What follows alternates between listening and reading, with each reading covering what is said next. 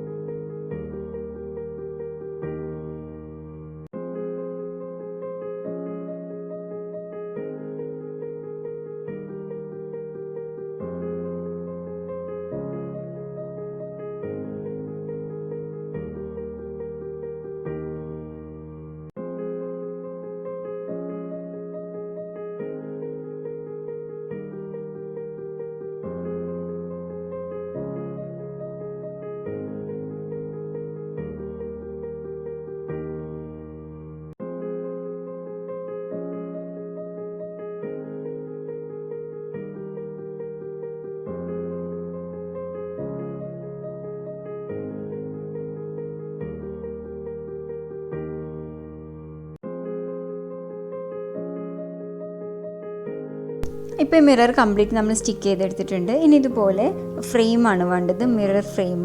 ഇതും നമുക്ക് ഫസ്റ്റ് ഒന്ന് സ്റ്റിക്ക് ചെയ്ത് കൊടുക്കാം. ഇവിടെ ഞാൻ ഗ്ലൂ ഗൺ ഉപയോഗിച്ചിട്ട് തന്നെയാണ് ഇതും സ്റ്റിക്ക് ചെയ്യുന്നത്. അപ്പോൾ നമുക്ക് ആദ്യം ഇതൊന്ന് സ്റ്റിക്ക് ചെയ്ത് കൊടുക്കാം.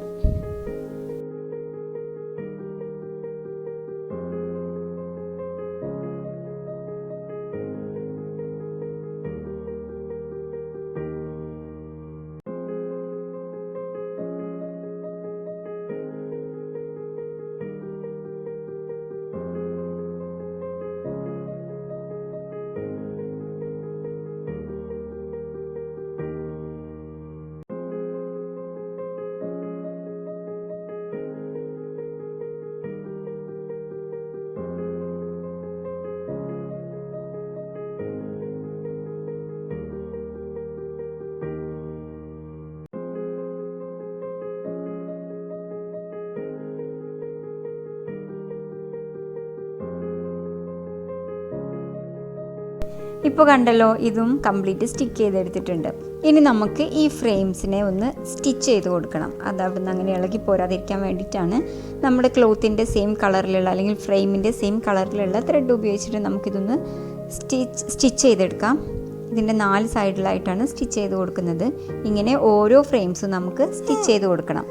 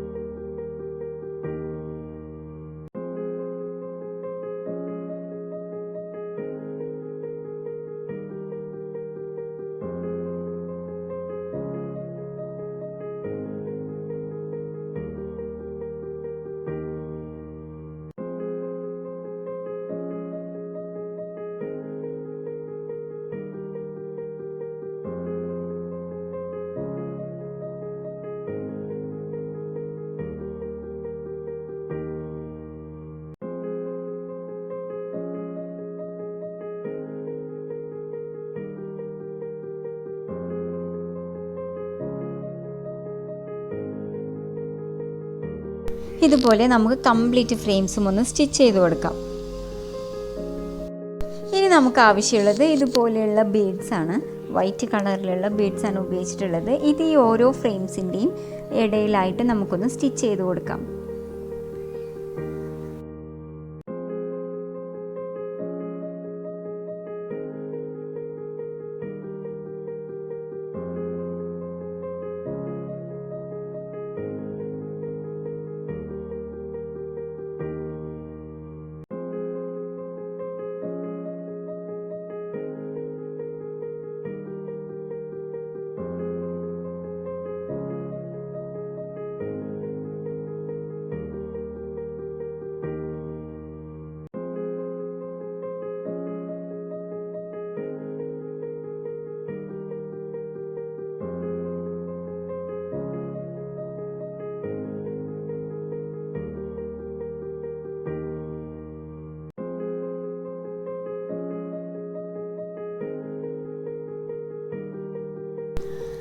അപ്പോൾ ഇതുപോലെ നമുക്ക് ബാക്കിയുള്ള എല്ലാ ബീഡ്സിനെയും ഒന്ന് സ്റ്റിച്ച് ചെയ്ത് കൊടുക്കാം. ഇതുപോലെയാണ് നമ്മൾ സ്റ്റിച്ച് ചെയ്തെടുക്കുമ്പോൾ വരുന്നത്. വളരെ പെട്ടെന്ന് ചെയ്തെടുക്കാൻ പറ്റുന്ന ഒരു മിറർ വർക്കാണിത്. അപ്പോൾ പെട്ടെന്നൊരു പാർട്ടിക്കൊക്കെ നമുക്ക് ചെയ്തെടുക്കാൻ പറ്റുന്ന ഒരു ഡിസൈനാണ്. എല്ലാവർക്കും ഈ ഒരു ഡിസൈനും ഈ ഒരു വീഡിയോയും ഇഷ്ടമായിട്ടുണ്ടെന്ന് വിചാരിക്കുന്നു. ഇഷ്ടമായിട്ടുണ്ടെങ്കിൽ ലൈക്ക് ചെയ്യാനും ഷെയർ ചെയ്യാനും മറക്കരുത്. ഇതുപോലെയുള്ള വീഡിയോസൊക്കെ ഇഷ്ടമായിട്ടുള്ളവരുണ്ടെങ്കിൽ ചാനൽ ദയവായിട്ടൊന്ന് സബ്സ്ക്രൈബ് ചെയ്യണം.